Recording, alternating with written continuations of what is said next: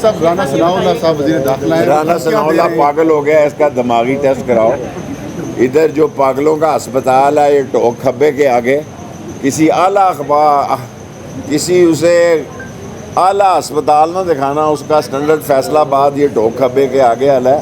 اس کا دماغی توازن کراؤ. وہ خانہ جنگی کرانا چاہتا ہے. پہلے بھی اس نے منہاج القرآن میں حاملہ بیٹیوں کو قتل کیا ہے. بچ نہیں سکے گا، اللہ کی پکڑ میں آئے گا.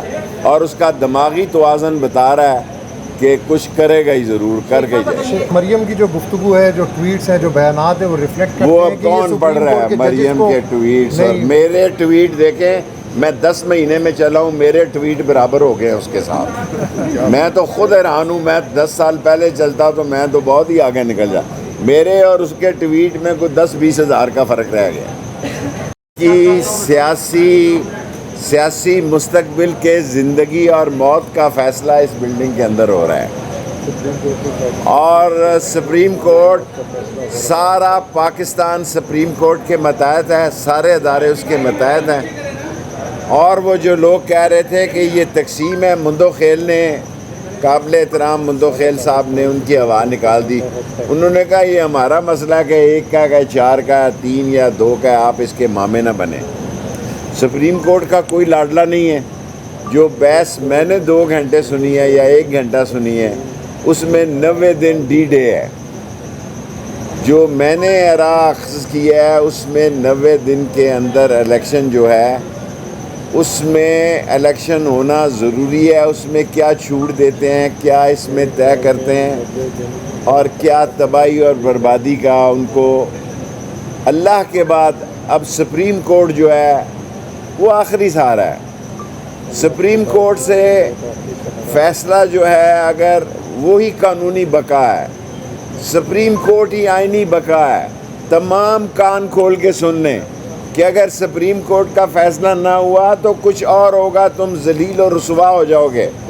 نہ تمہیں IMF سے مل رہا ہے، نہ تمہیں UAE تمہاری طرف دیکھ رہا ہے، نہ سعودی عرب دیکھ رہا ہے.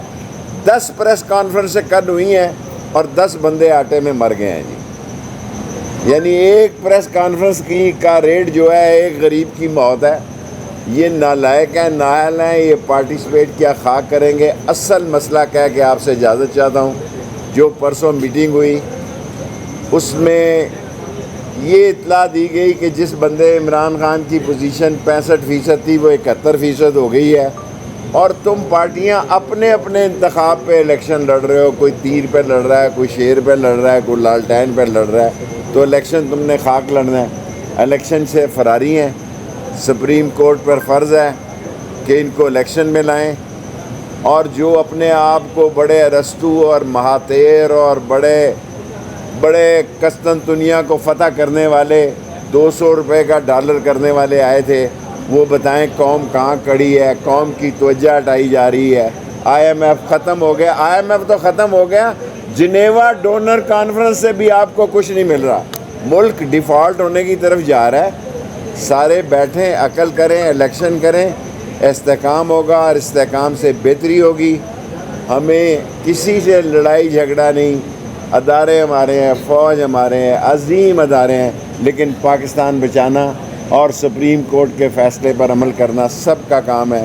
انشاءاللہ پاکستان بچے. ترمیم لے آتے ہیں تو پھر کیا ہوگا؟ سر جو مرضی ترمیم لے آئیں، ان کے پاس 2 تہائی اکثریت ہی نہیں ہے. بڑا سمپل بات ہے. آئینی ترمیم کے لیے 2 تہائی اکثریت چاہیے. 90 دن الیکشن ڈی ڈے ہے. فیصلہ سپریم کورٹ کا ہے. ہمارے پیسے ہیں. یہ کہتے ہیں پیسے نہیں ہیں. ہمارے پیسوں سے یہ لوگوں میں کمپنی کی مشہوری کے لیے انڈر گراؤنڈ الیکشن مہم کر رہے ہیں. یہ کمپیوٹر کی مہم کر رہے ہیں، آٹے کی مہم کر رہے ہیں.